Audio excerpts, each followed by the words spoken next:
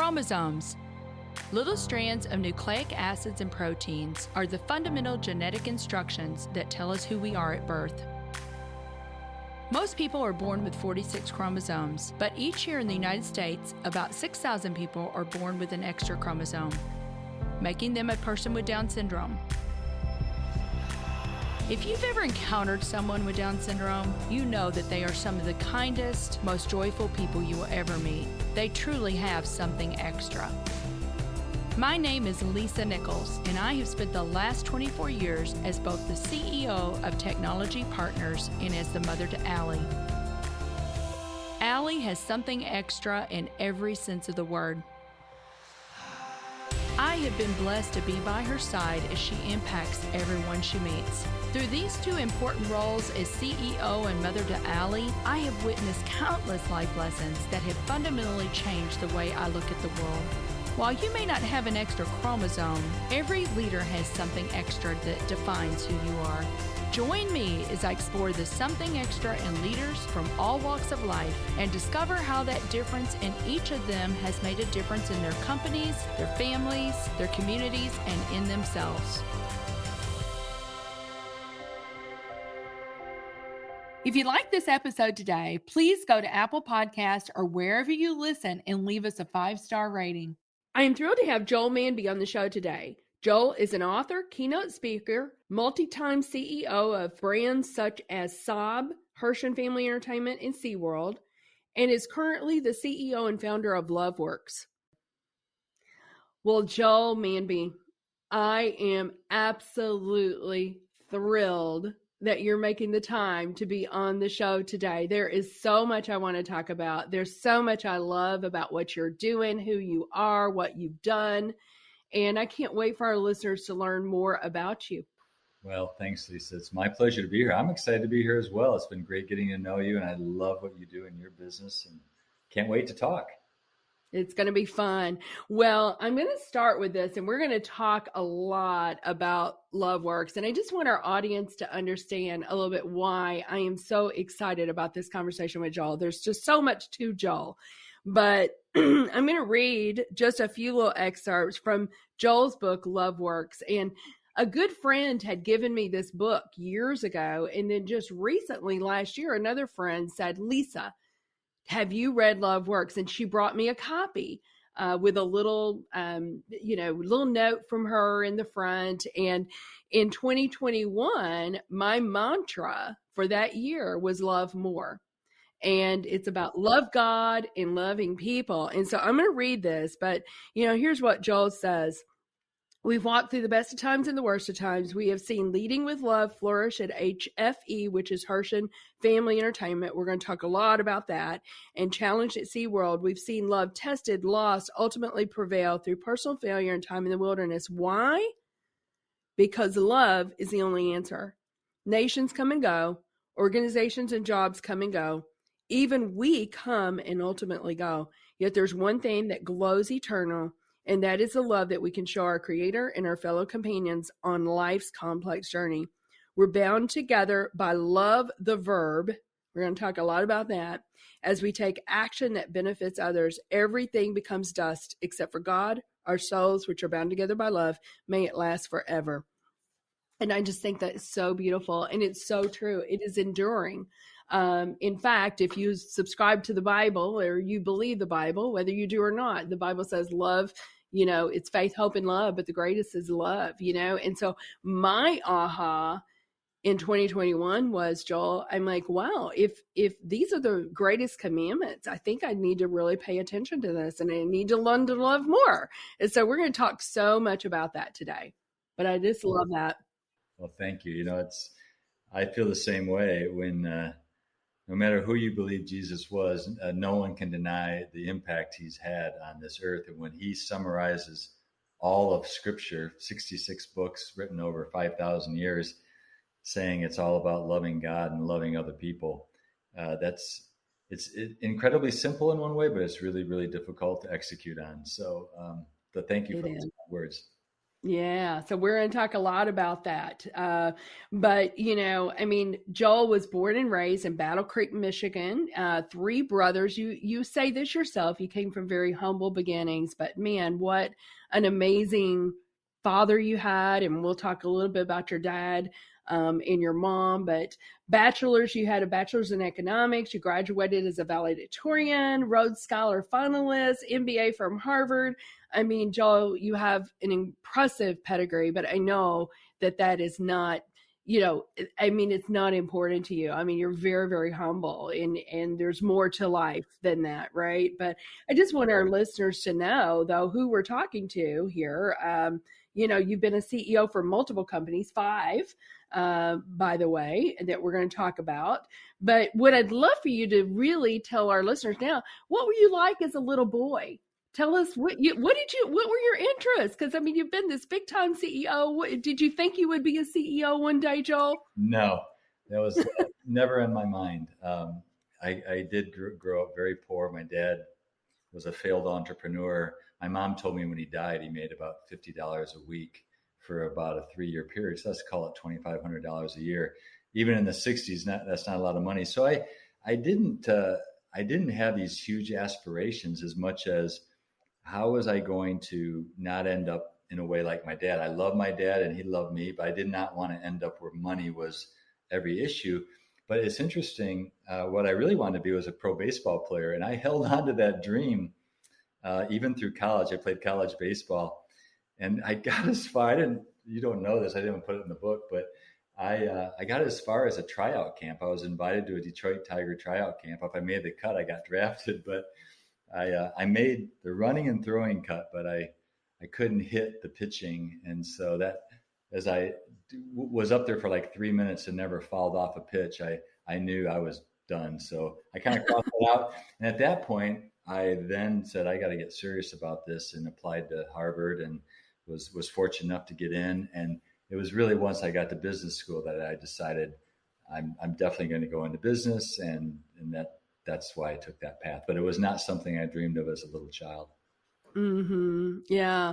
Well, I mean, and to your point before, your dad was an entrepreneur. Your dad had a Manby farm and equipment, little machinery shop, right? But, did not ultimately could not make a go of that. But, one thing I did read about your dad, though, Joel, is just, even after your dad passed away, unfortunately, from cancer, I think when he was about 80, but you said that your aunt, Jean, said that he worked harder than three normal men. He worked so hard, and he worked a 75-acre farm by himself, planting, harvesting, taking care of the cows. I guess, his dad was too ill to help. So, I mean, he pretty much took that on. But the other thing you learned about your dad, and you said this stories were coming out of the woodwork. So you already said your dad really did not make a lot of money, but he was so generous. Yeah. He was like the epitome of unselfishness, right, Joel? Yeah. And being a giver. And one of the words in Love Works, and we'll get into the definition of love, but one of the words is unselfish. And I did learn a lot of that from my father. He had very little monetarily to give, but he gave of his heart. He gave of his time. He would always mow people's lots, vacant lots, or cut their grass, even if they couldn't afford to pay him. One of my aunts was not very kind to him, and I just watched him constantly forgive her, which is another word of love, and just give back to my aunt. And he had a powerful impact on my life because of his unselfishness and his kindness. Mm-hmm. Yeah. And I love what you said. I just had a mutual friend of ours on the podcast, Sean Lambert. Yes. With Homes of Hope. I just had him on the podcast, and really, I mean, he was just talking about how leaders need to be servants, and serve, and you say here, giving our time and talents is a concept shared by many philosophies and religions. It's not just Christianity, it's Islam, Judaism. But I believe that giving is critical as a leader, regardless of your personal beliefs, because leading effectively requires leaders to think of others, remind themselves that any leadership position is a gift. It's a gift that's given to you, right? Reject the rat race of chasing possessions. Boy, we could spend a whole podcast on that one, right? The curse of materialism, and choose to be unselfish. So I love that, and how you, describe your dad. So your dad was definitely a role model. Did you have other role models growing up, Joel, that you can point to? And Well, another was my mom, and she was just a very loving person. She taught me very strongly to make other people's day better. And there was a time, this one actually is in the book, where I was going to a high school banquet with her, and we were walking down the hall, and these freshmen passed me, and I kind of gave them the head nod, but I didn't really give them, much attention.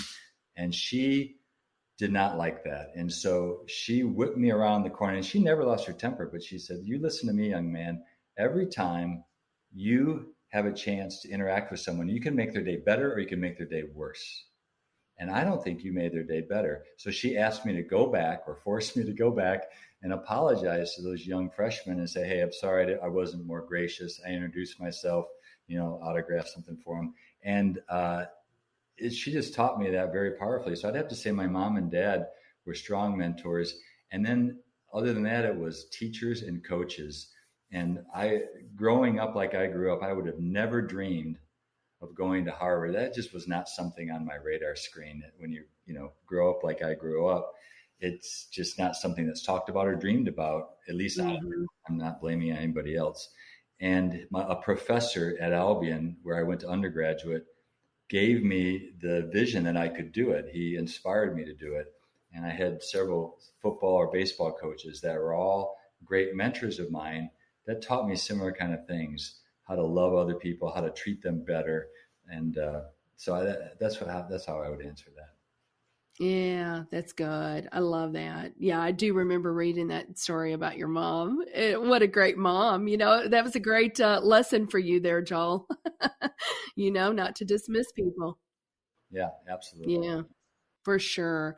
Well, you started your career at General Motors, and the interesting thing about this, you were part of the startup team for Saturn, but then you're eventually promoted to the CEO of Saab. And at the time, Joel, you were the youngest, I think you were the youngest CEO in the history of GM at the time. You were only 36 years old, and here you are here you are the CEO of Saab.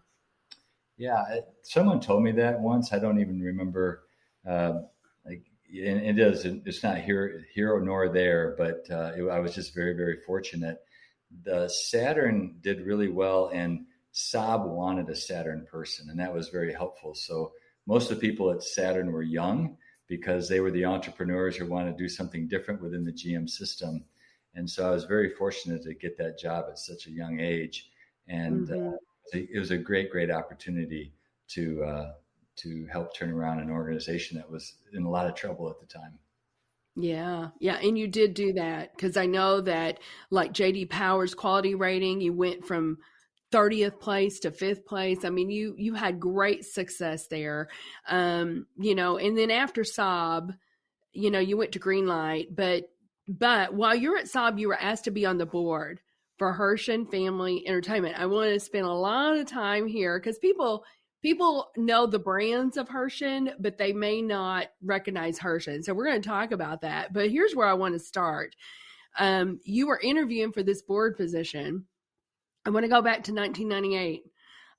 You were interviewing for the board and you got lost. You were 20 minutes late, Joel and Peter and Jack Hershon. And I think Jack said he almost didn't give you a second chance because he was punctual, right?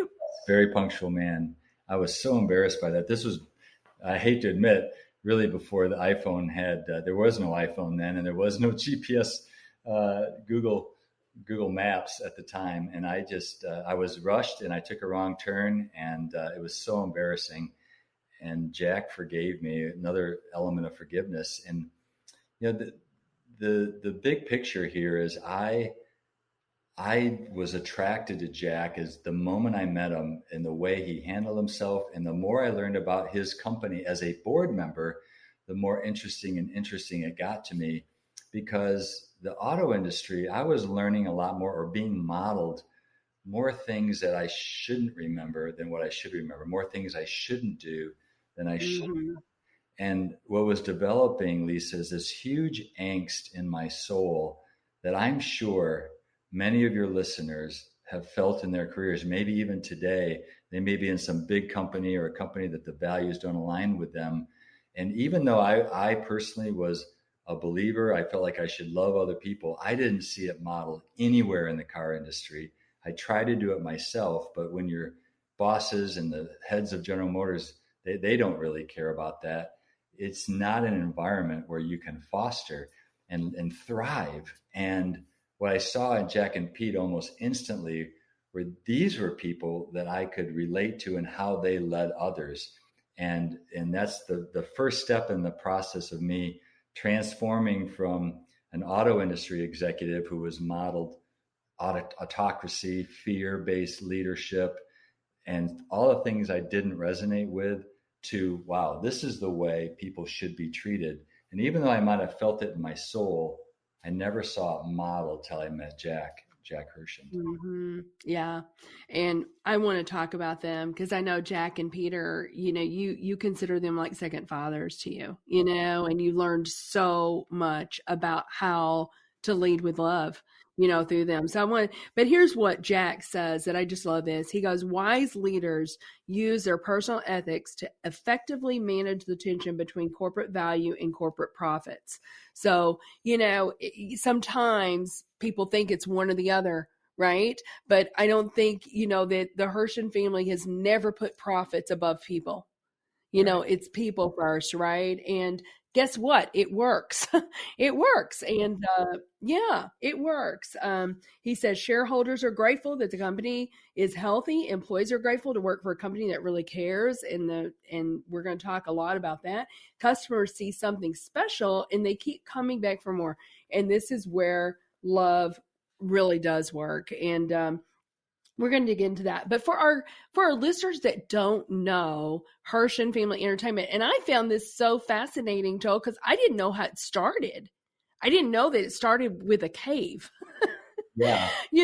But tell our listeners about Hirschen Family Entertainment and the different brands, that Hirschen represents. I'm sure that a lot of them will know. Yeah, like you said, they won't know that name typically because that's not a retail name. It's not a marketing name. So the original park was Silver Dollar City in Branson, Missouri, which started as a tour of Marvel Cave. And the lines were so long to that cave tour that they started building attractions to absorb the line. And that eventually became a theme park that now does, close to 3 million people a year, I believe. And then other parks that people would recognize is Dolly Parton. All of Dolly Parton's non-theme park or non-music entertainment business is all managed by Hirschen Family Entertainment. So her theme park, her water park, her dinner theaters were co-owned. Also, Harlem Globetrotters is another brand your listeners would recognize. We bought that while I was there. There's aquariums, Adventure Aquarium in New Jersey, Camden Aquarium. So aquariums, theme parks, dinner theaters all over the country that people would recognize, and it's all privately held, not a public company. So it's just a great family. And I hopefully we had a chance to talk about Dolly because she taught me a lot about love and especially the art of being truthful and in creating an environment where truth can be told.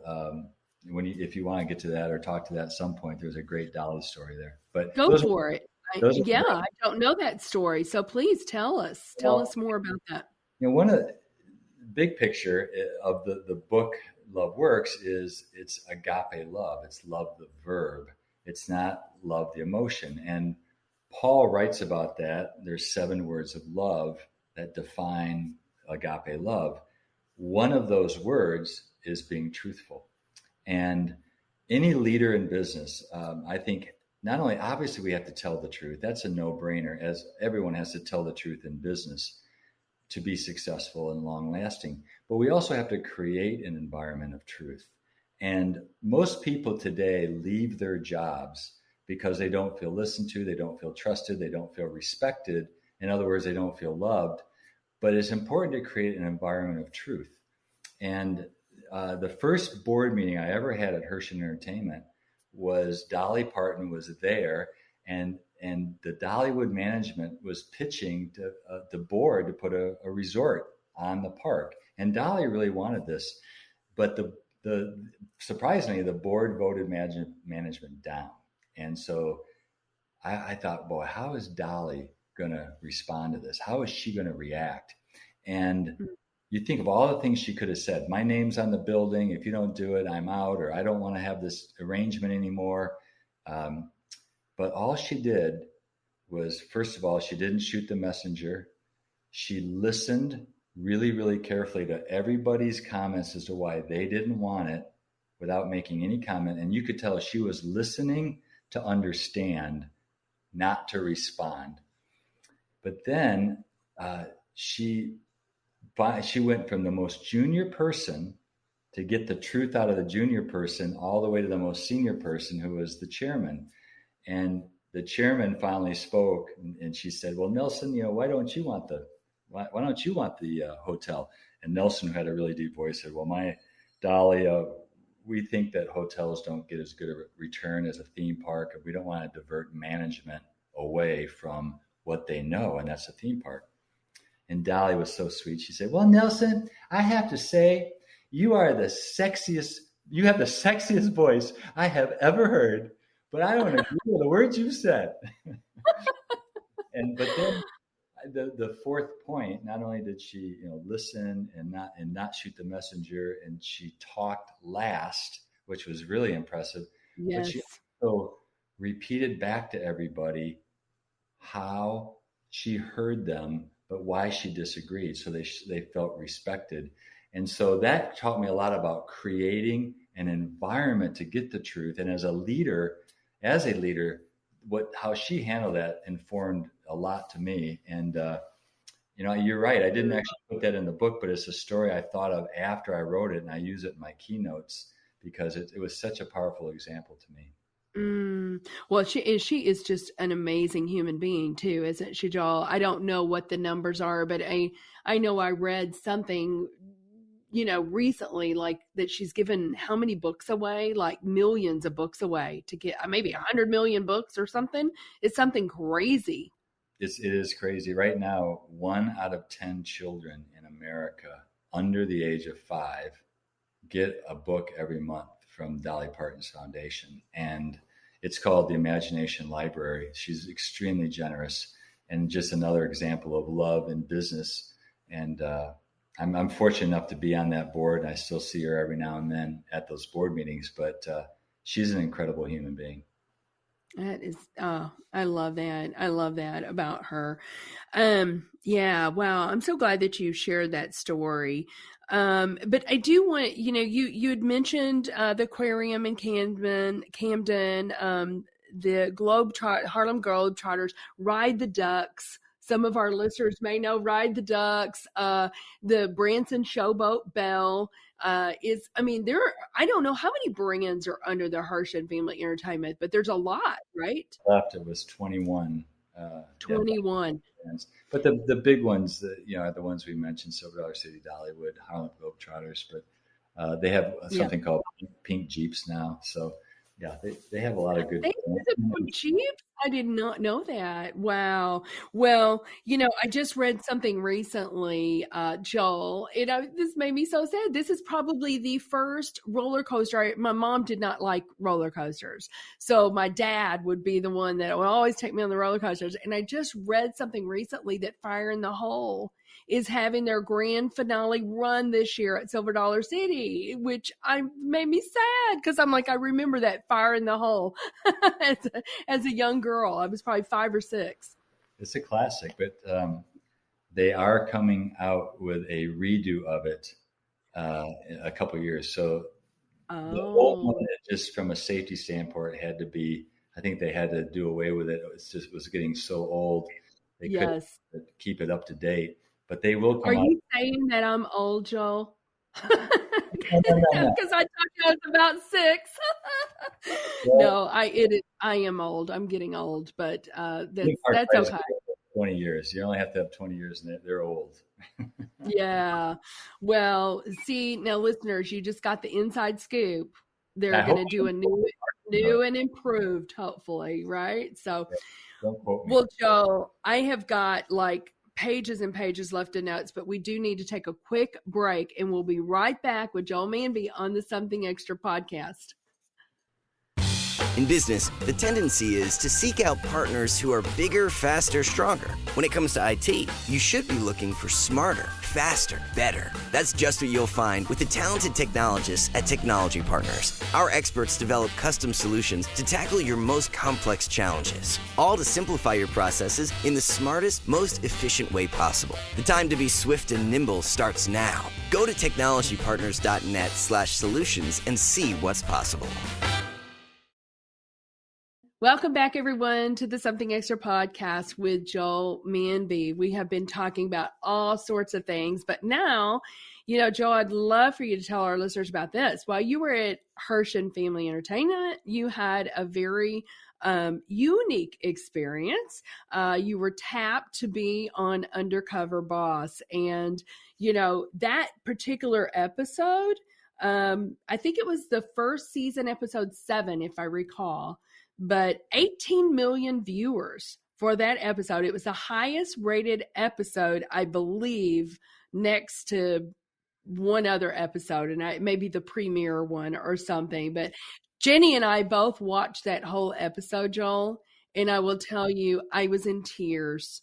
I cried through that episode. It was so special. What was that experience like? Well, it was an incredible experience. We were very fortunate that the openings one that had the highest ratings followed the Super Bowl. We followed the NCAA quarterfinals, but so we had 18 million people come from like Duke Villanova then into our episode, but people stayed and they watched it because it was entertaining. People did not drop off, which was really good. The experience was incredible.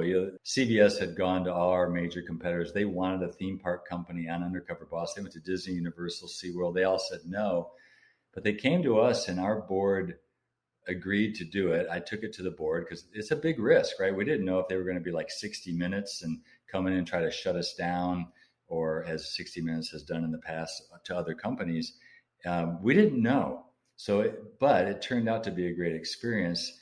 They came in, they interviewed all of our employees. If they had met me, because I was fairly new to the company, they would not be a candidate to be on the show. It had to be somebody new or somebody I hadn't met at one of the parks I hadn't gone to yet. So it really is true that they don't know who you are. They're told that they are going to be training a new employee. And I was John Briggs, which is my father's first name, my mother's maiden name. So it had significance to me. But just the stories that came out of it and the learning was really a lot of fun. Yeah. The first one that you went to was Ride the Ducks. And I'm laughing about Captain Howard. He was so funny. Here he goes, this is serious stuff here, okay? And he said, you got to be entertaining. You got to engage the kids, and Captain Howard. And then, I loved it because he was so good at what he did. Right, Joel? Yeah, Tiny, we called him Tiny. He was a very large human being, but we called him Tiny. That was his nickname. But he had the most beautiful spirit, really wonderful spirit with kids. And it's actually a very difficult job because for people who don't know, the duck vehicle was actually a real vehicle used in World War II. It's amphibious, so it can go on land and water. And so you have to be a certified Coast Guard boat captain, and you have to be able to drive a commercial vehicle, and you have to be able to entertain people by basically looking in a rearview mirror and interviewing and talking to them. And I tell you, I had to do it, and it was hard. I just had to do the kind of the speaking part. I didn't have to drive because I didn't have the right licenses. So I had a great amount of respect for Tiny, and how he treated people with love and respect and dignity, and how he could interact with children right at their level. I mean, he was just incredible. Yeah. I mean, the experience is such that people want to come back and they're going to go tell their friends, you got to go ride the ducks. I told you, Jenny and I watched the whole episode. My EA, Jenny Hill, and I watched the whole episode, and I cried throughout the whole. I mean, I was just a mess by the end of that episode. So we'll definitely put that in the show notes. But the one that really got me, well, two of them really got me. Richard got me. And you were cleaning. Tell Richard's story real quickly, Joel. Richard reminded me of my father, frankly, just very humble, soft-hearted, but really, really hardworking. And Richard, unfortunately, didn't have the proper home insurance, and he didn't have flood insurance, and the river rose up and completely flooded their home. And he was living in a pop-up tent with his 4 kids at the time, which I didn't realize. And once I found this out, fortunately, our company had already started a foundation where our employees would give $1, the company would match it, the Hershon owners would match it again. So $1 giving became $3 in awards towards employees. And we use all that money to help employees in need. And so I applied for Richard on his behalf, and the company, the foundation, rebuilt his home and brought it up to snuff out of this foundation. And so it's very emotional in the show where I get to know him. He finds out who I am, and we get to take care of him through this foundation. And the thing that's important, I think, I'll tell one other story, and then I'll draw a principle of love for all your listeners. There was another young man named Albert, and Albert wanted to be a CEO. When he found out who I was, he was completely shocked. And he had been working full-time, but also going to college full-time and working around the clock. And because of what I saw in him, we started a foundation scholarship program. So we funded his way through college. And now Hershon, through this foundation, they're actually, anyone who's an employee of that company, their kids can go to college for free as a benefit of the company. And it started with that one person, Albert. But I think the thing for your listeners to hear, like, everyone's not in a position to start a foundation and help all their employees. If you are, then think about doing it. But you can still choose 1 or 2 or 3 people that you can do things for to help them. You can't do it for everybody. Andy Stanley has a great phrase, do for one what you wish you could do for everyone. And I think that's the real important principle that I learned out of Undercover Bosses. We had 12,000 employees at Hershon. I can't help everybody, but through this foundation, we can be generous and we can help the people that apply. And then I can pick 2 or 3 people to stay with. And I stayed friends with Richard, and at least an acquaintance, and I stayed in touch with Albert. And unfortunately, Richard passed away last year of an unexpected heart attack. And I still helped his family, his wife, with some of the estate planning issues. And I still keep in touch with Albert. So the point is, do for one what you wish you could do for everyone, and be generous if you can with your time or resources. Oh, that is so good. I'm glad you mentioned Albert, because that one had me in tears. Albert started working at Silver Dollar City when he was 14. And, you asked him, you said, well, what are your aspirations? He goes, I want to be CEO of Hershon Family Entertainment. And I just thought that was so funny. But, you said in that, Joel, that you felt like you saw yourself a little bit, in Albert. So we all have those moments in leadership. Powerful. Yeah. So powerful. We'll put that in the show notes. I promise you, it will be worth your time to go watch that episode. But, let's talk about Love Works a little bit, because Love Works is based on 7 principles. And I'd love for you just to hit the highlights here. I mean, I hope every one of our listeners will go out and buy the book. Please go buy the book. I have bought the book. I've read the book. I've given the book away. So this is just going to be one that you're going to want to read and then pass along or buy for someone else. But, tell us a little bit more about those 7 principles, Joe. Yeah, absolutely. At a high level, we want to recreate what we saw in Jack and Pete, because as we moved away from Silver Dollar City and Branson, the culture tended to get worse and worse and worse because they weren't there. And we needed a vernacular to represent who were Jack and Pete if we want to create this great culture everywhere. And so we decided love was the best way to define them. And we went to 1 Corinthians 13, which is Paul's famous writing about love, because I think the key thing for your listeners is love is so misunderstood, and it's usually a language barrier. We think of love in America as romantic and emotional, but that's not what we're talking about here. The Greeks actually have 4 different words for love. They have one for romance, one for brotherly love, that's philos, one for the love between a parent and a child, which is storge, but they also have agape, which is love, the verb. And it's how we treat people. It's not how we feel about them. We can be frustrated with someone. We can actually be angry or disappointed, but we can still treat them with love. So the paraphrase words, if people are familiar with Paul's verse, are love is patient, love is kind, it's truthful, it's trusting, it's unselfish, it's forgiving, which we never talk about in business, and it's also dedicated and always dedicated to those values. And so most companies have some set of values.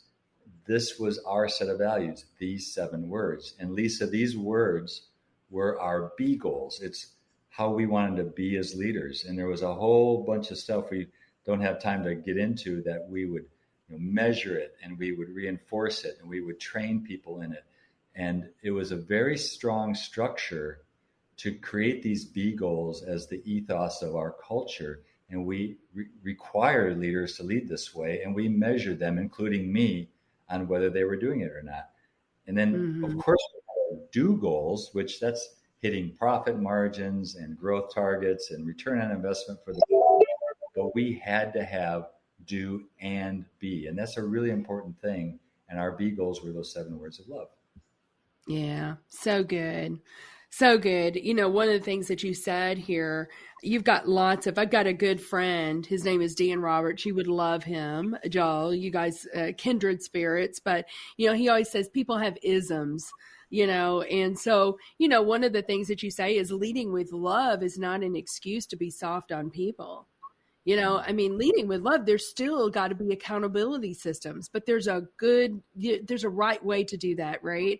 Gosh, we don't have the time to talk about it, but you even tell a story about, when you were admonished, I believe, when you were at Saab, and you'd had like 6 or 7 quarters of record sales, and then this one quarter it didn't, and you know how you were admonished publicly. And so you're like, sometimes we have to have conversations with people because we want to continually improve, but you do that in private when you can. You've got so many great leadership principles.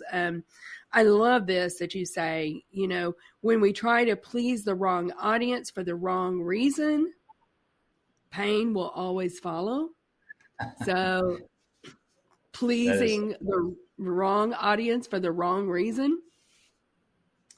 Well, we have to know who we're pleasing. And I think you bring up a really, really important point. I want to come back to, because it's critical, I think, for your listeners, because anyone who's listening who may not resonate with love as a leadership principle, from my experience, they're thinking incorrectly that it's soft and that it's always kind. It is kind, but it is also truthful. And we have to be truthful with people when the performance is bad. We have to correct. We have to make them better, or if they don't, sometimes we have to let them go and find a better job for them. That's the tough stuff of leadership. I've led both ways, which is why, my 20 years in the auto industry was a lot more unloving than my 20 years in the theme park industry. I've led both ways. I've seen both cultures. I can tell your listeners definitively, not only are the financials better, but just the way people respond and how they enjoy working at the institution or the corporation is better. And I will tell you, if we don't have truth, though, it starts to fall apart. We have to have a strong, truthful environment. And you're right. Praise in public and admonish in private is a really important love principle. Yeah.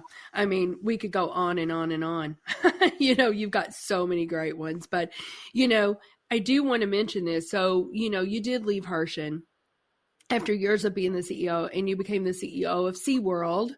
I want our family to go there soon. We have not taken our grandson there yet, Joel, and I'm excited to do that. But, you went during a very difficult time. And if our listeners don't know this, the documentary Blackfish came out before you became the CEO. It was a difficult time. The stock price was, had plummeted. Visitors had dropped off. But by the time you left, I mean, things were on a better trajectory. Yeah, absolutely. I went to Jack with that decision. I had always had it on my bucket list to be a public company CEO. I had been at Hershey 15 years. We had, I don't know, more than double the size of the company. And a lot of good things had happened. And sometimes you just know maybe God's calling you to another thing. And SeaWorld recruited me. Jack said, hey, if you feel you're being called to go there, we support it. And I still talk to Jack. I just talked to him last week. I probably talk to him every other month as my second father figure. So it was a very amiable thing. But SeaWorld was in a world of hurt. They had plummeted in profitability. Stock price had plummeted. The previous CEO had been let go. And I came into a really strong dogfight.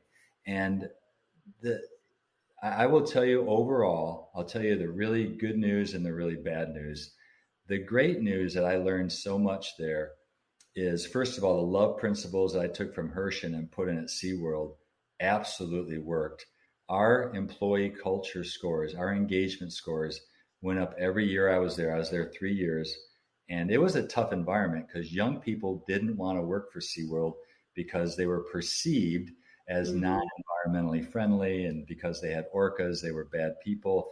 So a lot of the young generation didn't want to work there. So for us to turn it around, it was we told them the truth of what SeaWorld did to help animals and wild, but also we loved them and we created a great culture. And the financials turned around. As I left, we were up 12%. California was up 55%. It wasn't a numbers issue. It was what I'm coming to, which is the bad news. Sometimes in business, and this is true for all your listeners, we all come across people we don't want to be with in business. And let's face it, there are a lot of people unkind. Some people call them jerks. There's the no jerk rule for a lot of people in business. I ran across somebody who was an activist investor who was an evil person in my mind and very abusive to me and other people in the company. And I went to the chairman and said, this is untenable for me or any other CEO. And he basically said, hey, get used to it. And I said, well, I'm not going to get used to it because it's just, I can't put up with this. And so we agreed, to part ways, and it wasn't the way I wanted it to end. But in some ways, I tried to make it work for a year and a half with this individual, and my hair turned white. I frankly started drinking too much. I never had an alcohol issue in my life, but I was going in a really, really dark hole. And I was very unhealthy physically and even emotionally. In many ways, I should have left sooner.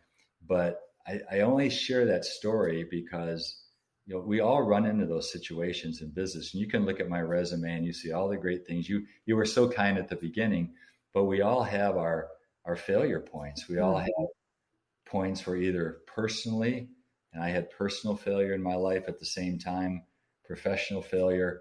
I don't know if it's a failure, but it certainly didn't turn out the way I wanted. And that's okay, because for me, something better was waiting for me. And that all happened and it turned out fine.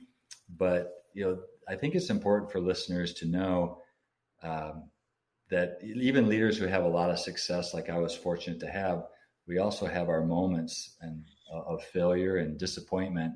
And I think it's important to bring that out, because if I don't, then I'm not authentic and I'm not telling the truth.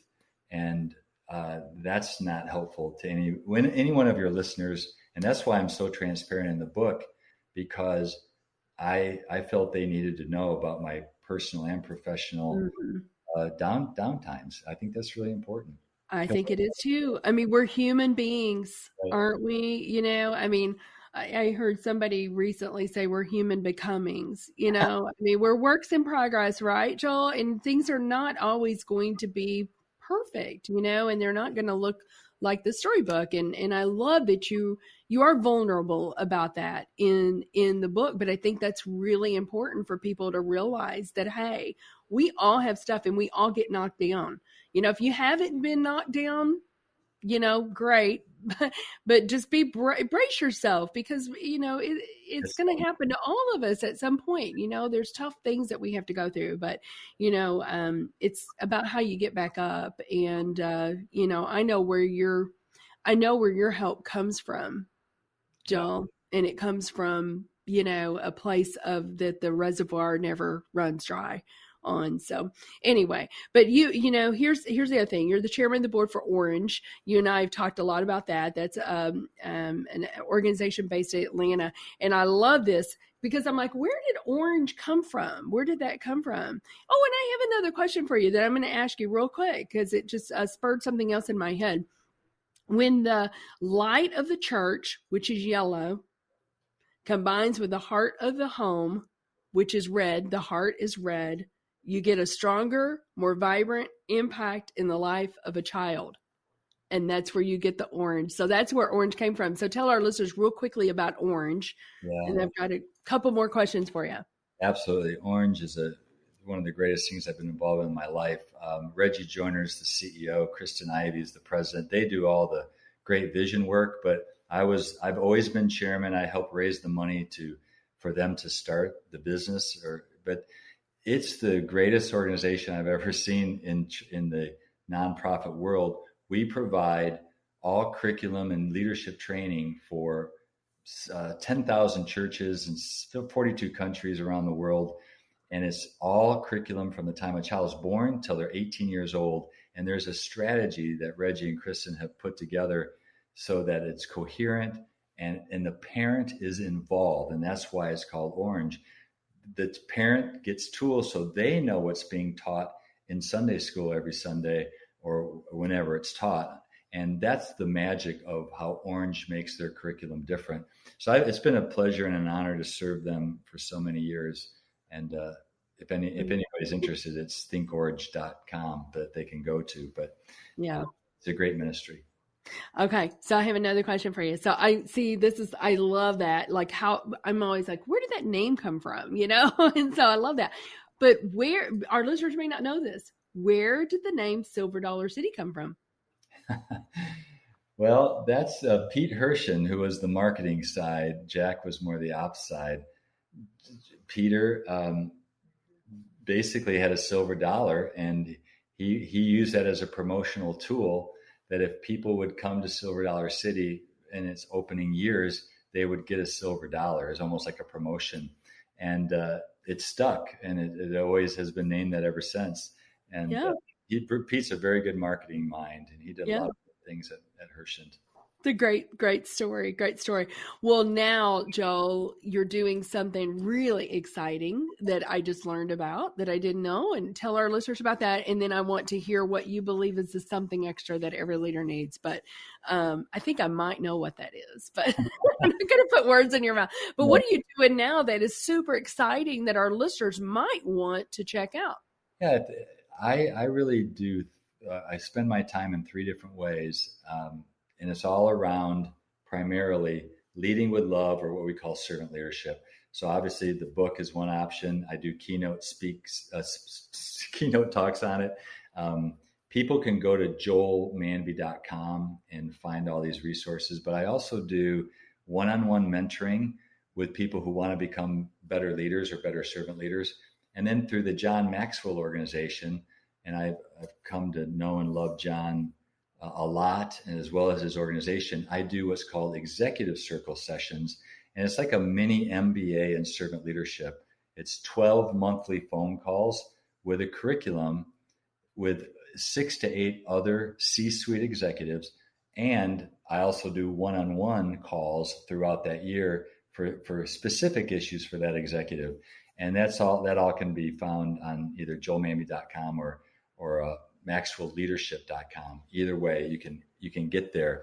But between the one-on-one, the executive circle, and the speaking, that keeps me as busy as I want to be, and I really love it because I feel like I'm giving back to executives and helping younger executives see how they can lead with love and be better servant leadership. And at a macro level, I don't think there's any better time in America to be doing this. We all know we need love. We all know something is very broken in this country and in this world. Our politicians don't offer love. We don't see it much in the sports world. Like, we need leaders to exemplify this more than ever, because I don't think we're heading in the right direction. And I think it's the answer. It's the energy of life. It's why we're here on earth, and why we wouldn't spend more time leading with love is beyond me. Yeah.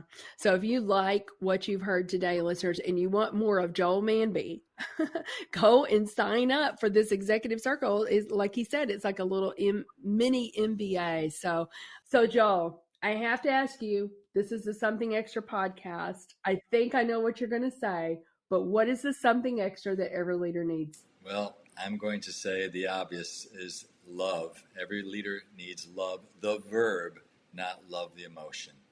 And I think love is the energy of life. It's what is the most important thing on earth that we do. And we all know the world needs it. We're not seeing it in our political environment. We're not seeing it in the way people interact with each other on social media or anywhere else. So I encourage all you leaders out there to be better servant leaders, be leaders who lead with love, and it will not only create a better business result for you, but it'll create a better earth for all of us and a better country. So I please ask you to love others. Yeah. In your words, Joel, love works. It does. Love works. It works. So, hey, listen, this has been so much fun. I have absolutely loved every minute of this time with you. And I just appreciate you making the time, because I know you're busy. You do your 3 things. And so I'm just grateful that you added a podcast in there. Well, I appreciate what you do, Lisa, and you are so well prepared. It's incredible how well prepared you are. I really appreciate that, and look forward to further interactions. So thank you so much. Very good. Thank you for listening to today's show. Something Extra with Lisa Nichols is a Technology Partners production. Copyright Technology Partners, Inc., 2019. For show notes or to reach Lisa, visit tpi.co/podcast. Don't forget to leave a review on Apple Podcasts, Google Play, or wherever you listen.